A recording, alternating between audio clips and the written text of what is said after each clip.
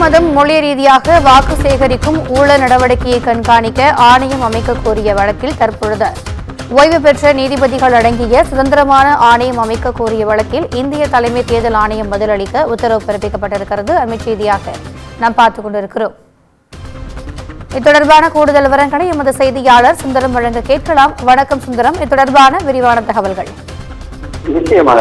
அதாவது வேலூர் மாவட்டம் சந்துவார் சேரியை சேர்ந்த ராஜேஷ் அலூர் மகிமேதாஸ் என்பவர் சென்னை உயர்நீதிமன்றத்தில் ஒரு பொதுநல மனுவை தாக்கல் செய்திருந்தார்.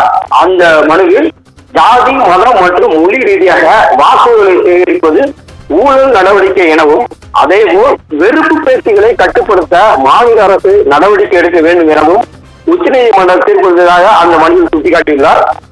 ஆனால் தேர்தல் நேரங்களிலும் தேர்தல் அல்லாத காலங்களிலும் பதிவு செய்யப்படாத அங்கீகரிக்கப்பட்ட அரசியல் கட்சிகள் மற்றும் மக்கள் பிரதிநிதிகள் அரசியல் லாபத்துக்காக ஜாதி, மதம், மொழி ரீதியாக வாக்காளர்கள் மத்தியில் பிரிவினையை ஏற்படுத்துவதாகவும் குற்றச்சாட்டியுள்ளார்.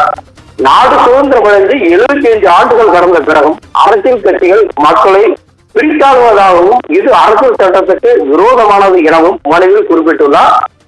தேர்தல் நேரங்களில் ஜாதி, மத, மொழி ரீதியாக மக்களை பிளவுபடுத்துவதை தடுக்க நடவடிக்கை எடுக்கும் தேர்தல் ஆணையம் அதன் பின் இந்த நடவடிக்கைகளை தடுக்க எந்த ஒழுங்குமுறையும் இல்லை என்பதால் உச்சநீதிமன்றம் தீர்ப்பு குறித்து தூதர்களை நியமித்து மக்களுக்கும் மக்கள் பிரதிநிதிகளுக்கும் தெரிவிக்க வேண்டும் எனவும், உச்சநீதிமன்ற தீர்ப்பை அமல்படுத்துவதை கண்காணிக்க ஓய்வு பெற்ற நீதிபதிகள், மனித உரிமை ஆர்வலர்கள் அடங்கிய சுதந்திரமான ஆணையத்தை அமைக்க உத்தரவிட வேண்டும் எனவும் அவர் அந்த மனுவில் கோரிக்கை வைத்திருந்தார்.